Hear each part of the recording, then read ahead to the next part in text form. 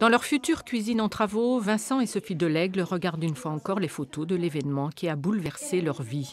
Le 22 septembre 2012, le véhicule de service de Vincent explose devant leur maison.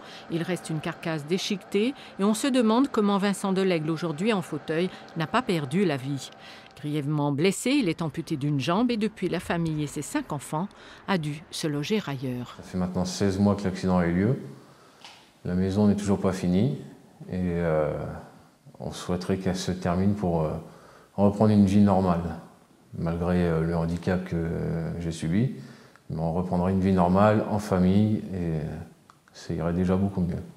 Des travaux ont été réalisés dans la maison. Nouvelles fenêtres, murs de clôture, véranda, isolation d'une pièce, le tout grâce à la provision des assurances sur le préjudice corporel.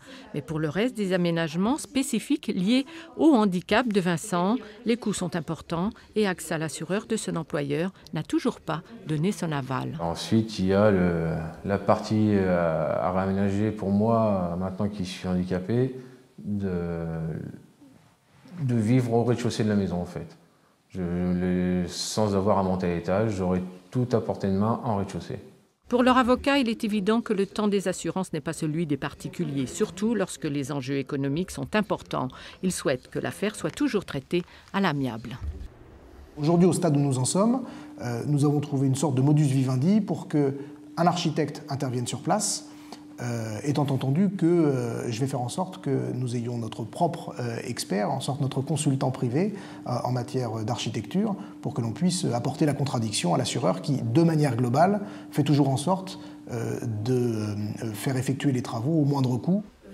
En attendant, la famille vit dans un gîte qu'elle paye 1 700 € par mois et qu'elle doit quitter le 31 mars. Bien qu'entourée par la famille, les amis et des habitants de la commune, le désarroi est bien présent. C'est nous qui galérons. Moi, je m'en suis rendu compte plus que mon époux, puisqu'il était lui hospitalisé assez régulièrement, et que j'ai fait les papiers, et que je me suis confrontée à des murs. La visite d'un expert est prévue dans les prochains jours. Sophie et Vincent espèrent passer Noël 2014 en famille dans leur maison.